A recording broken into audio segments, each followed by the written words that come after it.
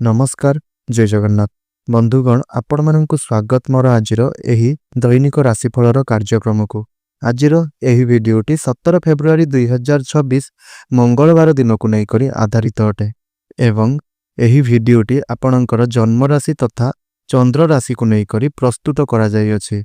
तेबे चलंतु सर्वप्रथमे जानि नबा आजिर तिथि और राशि नक्षत्र विषय रे। तो आज हेउछि 17 फेब्रुआरी 2026 मंगलवार फाल्गुन मास कृष्णपक्ष अमावास्या संध्या 5:30 गते फाल्गुन मास शुक्ल पक्ष प्रतिपद। आज धनिष्ठा नक्षत्र रात्र 9:14 गते शतभिषा नक्षत्र। आज मकर चंद्र रात्र 9:05 गते कुंभ चंद्र।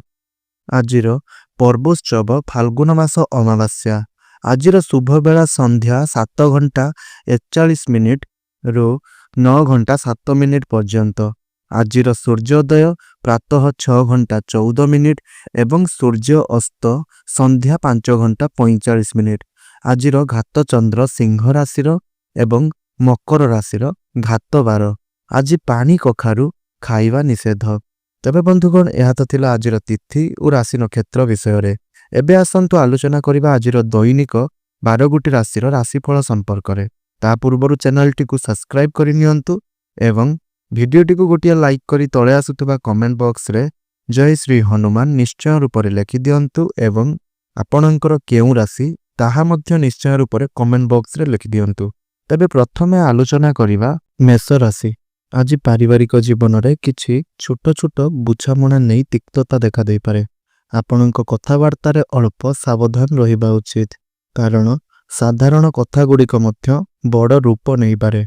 तेबे शिल्प वाणिज्य व्यवसाय और परिवहन क्षेत्र रे दिनटी बहुत शुभ रहिबो। जेउ माने व्यवसाय करूछंती से माने नूतन चुक्ति बा लाभर सुजोग पाई पारंती। बहुत दिन धरी हराई देइथिबा किंबा चोरी होई जाइथिबा वस्तुर संधान आपनकु मिली पारे। मनरे आत्मविश्वास रखंतु। अति उत्साह रे कौनसी निष्पत्ति न नियंतु। वृष राशि। दाम्पत्य जीवन रे दीर्घ दिन धरी चालुथिबा कलहर अवसान हेबो। संतानक उन्नति बा सफलता रे आपण खुशी अनुभव करिवे। व्यवसाय रे धीरे धीरे उन्नति हेबा सहित घर किंबा जानवाहनर नुआ निर्माण करिवार सुजोग पाइबे।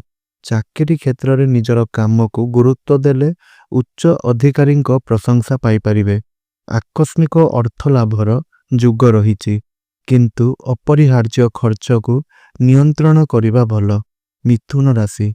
आज पिलामानंकर कौनसी समस्या आपनकु चिंतित करि पारे। घनिष्ठ बंधु कौनसी परिस्थिति रे दूरेई जाई पारंती जेउ कारणरु आपनक मनरे अस्थिरता जन्म हेबो। किंतु सांगठनिक कार्य रे आपण नेतृत्व नै प्रशंसित हेबे। जमी जमा बा संपत्ति संबंधी दीर्घ दिनर समस्यार समाधान मिल पारे। धैर्य और सकारात्मक चिंताधारा आपनकु आगकु बढ़ाइबो। कर्कट राशि। स्वास्थ्य को नहीं सचेतन रहिबा आवश्यक। छोट छोट असुविधा गुड़ी को मध्य अवहेला करिवे नहीं। अनावश्यक खर्च बढ़ी पारे जहा आर्थिक चाप सृष्टि करि पारे। घर को कौनसी नुआ वस्तु आनिबार जुग रहिछि। संगठन बा राजनीति क्षेत्र रे जेउ माने जड़ित से माने शुभ फल पाई पारंती। शांत मनरे दिन को बितांतु। सिंह राशि। परिवार रे साधारण कथा को केंद्र करी मतभेद हुई पारे।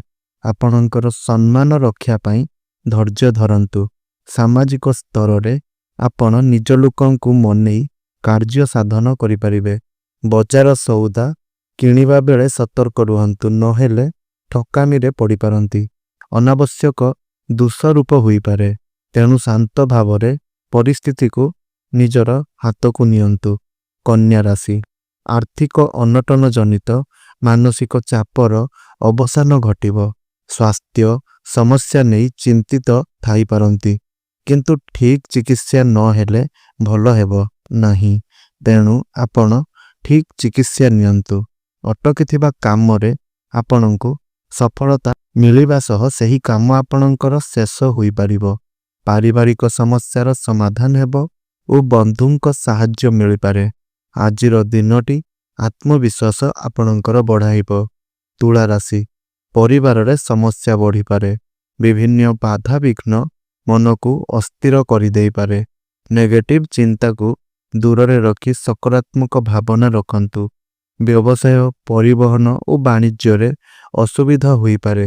ଆଜି ବଡ଼ ନିଷ୍ପତ୍ତି ନିଅନ୍ତୁ ନାହିଁ। ଆଉ ବଡ଼ ନିବେଶ କରିବା ଠାରୁ ଆପଣ ନିଜକୁ ଦୂରେଇ ରଖନ୍ତୁ। ବିଛା ରାଶି, କର୍ମକ୍ଷେତ୍ରରେ ଅପ୍ରୀତିକର ପରିସ୍ଥିତି ହୋଇପାରେ। ଆତ୍ମୀୟମାନଙ୍କ ସମାଲୋଚନା ମନକୁ ଦୁଃଖିତ କରିପାରେ। ବହୁଦିନ ଧରି ଆଶା କରିଥିବା କାମର ସୁଯୋଗ ମିଳିଲେ ମଧ୍ୟ ଠିକ୍ ଭାବେ ଲାଭ ଉଠାଇ ପାରିବେ ନାହିଁ। ତେଣୁ ଧୈର୍ଯ୍ୟ ଓ ଯୋଜନାବଦ୍ଧ ଭାବରେ ଚିନ୍ତା କରିବା ଆବଶ୍ୟକ। ଧନୁରାଶି, ଆଜି କାହାର ଅପରୋକ୍ଷ ଆକ୍ଷେପ ମନକୁ ଆଘାତ କରିପାରେ, କିନ୍ତୁ ଆନୁଷ୍ଠାନିକ କ୍ଷେତ୍ରରେ ଉଚ୍ଚ ସମ୍ମାନ ମିଳିପାରେ। ବସ୍ତ୍ରଭୂଷଣ ବା ଉପହାର ପ୍ରାପ୍ତିର ଯୁଗ ରହିଛି। ଅସାବଧାନତାରୁ ଜିନିଷ ହରାଇ ପାରନ୍ତି। ସତର୍କ ରୁହନ୍ତୁ। ମକର ରାଶି, ବନ୍ଧୁମାନଙ୍କ ସହ ଭ୍ରମଣ ଯୁଗ ରହିଛି। ପଡ଼ୋଶୀ କିମ୍ବା ସହକର୍ମୀଙ୍କ ବ୍ୟକ୍ତିଗତ କଥାରେ ମୁଣ୍ଡ ନ ଦେବା ଆପଣଙ୍କ ପାଇଁ ଭଲ ରହିବ। ପାରିବାରିକ ପରିସ୍ଥିତି ଭଲ ରହିବ। ବାଣିଜ୍ୟରେ ଆଶା ଅନୁଯାୟୀ ଫଳ ମିଳିବ ନାହିଁ। ଖର୍ଚ୍ଚ ବଢ଼ିପାରେ। କୁମ୍ଭ ରାଶି, ଅଫିସରେ ମତଭେଦର କାରଣରୁ ଆପଣଙ୍କର କାମ ଅଟକିପାରେ। ଘରୋଇ କଥାରେ ବଡ଼ ନିଷ୍ପତ୍ତି ନେବା ପୂର୍ବରୁ ପରିବାର ସହ ଆଲୋଚନା କରନ୍ତୁ। ଆର୍ଥିକ କ୍ଷେତ୍ରରେ ସଫଳତା ମିଳିପାରେ। ଧୈର୍ଯ୍ୟ ରଖିଲେ ଦିନଟି ଭଲରେ କଟିବ। ମୀନ ରାଶି, କର୍ମକ୍ଷେତ୍ରରେ ଅତି ଆତ୍ମପ୍ରଦର୍ଶନ କରିବାରୁ ଅପଦସ୍ଥ ହୋଇପାରନ୍ତି।